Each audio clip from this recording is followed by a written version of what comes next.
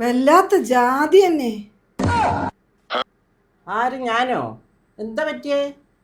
ഇങ്ങളല്ല ഞാൻ പറഞ്ഞേ, 10ാം ക്ലാസ്സിന്റെ ഒരു ഗെറ്റ് ടുഗദർ ഉണ്ടേനി. അങ്ങനെ ഞാൻ അങ്ങോട്ട് പുതിയാപ്പിളാക്കിയെന്ന്. ഇങ്ങോട്ട് മുപ്പര് അറിഞ്ഞിച്ച് ബസ് കയറി പോരേന്ന്. ഇപ്പൊ ഞാൻ അവിടെ വരണ്ടേ. അങ്ങനെ ഞാൻ ബസ്സിന് അതുക്കുമ്പോ വന്ന് ഭാഗ്യത്തിന് പ്രിയദർശിനി.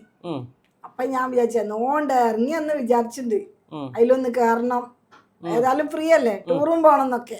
അങ്ങനെ ഞാൻ കേറിയതേ എനിക്ക് ഓർമ്മയുള്ളൂ. എന്റെ ഡോക്ടറെ അതില് നിന്ന് തിരിയാനുള്ള സ്ഥലമില്ല. പെണ്ണുങ്ങളാട്ടും തോനെ ആണുങ്ങളും. പെണ്ണുങ്ങൾക്കല്ലേ അതില് ഫ്രീ ഉള്ളൂ, ആണുങ്ങൾക്കില്ലല്ലോ. ഐറ്റങ്ങളെ കോല ഐറ്റങ്ങൾക്ക് ആ പ്രൈവറ്റ് ബസ്സിൽ പാട്ടും കേട്ടിരുന്ന് പോന്നാ പോലെ എത്ര കഷ്ടപ്പെട്ട് നീ വരണോ.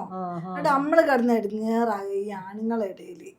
ആണുങ്ങൾക്ക് അതിൽ കയറാനും സഞ്ചരിക്കാനും ഒക്കെ അവകാശം ഉണ്ടല്ലോ, അത് തടയാൻ പറ്റില്ലല്ലോ നമുക്ക്. അവകാശം ഇല്ലാന്ന് ഇപ്പൊ നമ്മളും പറയില്ല.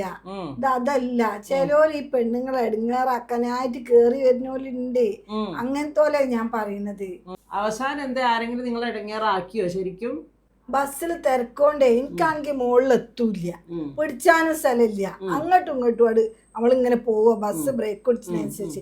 പിന്നെ അവസാനം ഒരു സീറ്റിന്റെ ബാക്ക് പിടിച്ച് എനിക്ക് എങ്ങനെ പിടിച്ചാ സ്ഥലം കിട്ടി.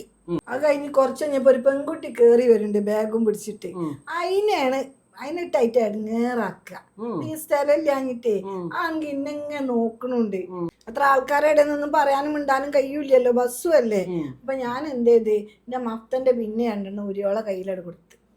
ആ എടുത്തോള് നല്ല ഉഷാറില് പെരുമാറിയാണ്. പിന്നെ ആ ഭാഗത്തൊന്നും ആൾക്കാരില്ല. ഇങ്ങനൊക്കെ ആണെങ്കിൽ എങ്ങനെ ബസ്സിൽ കേറിയല്ലേ.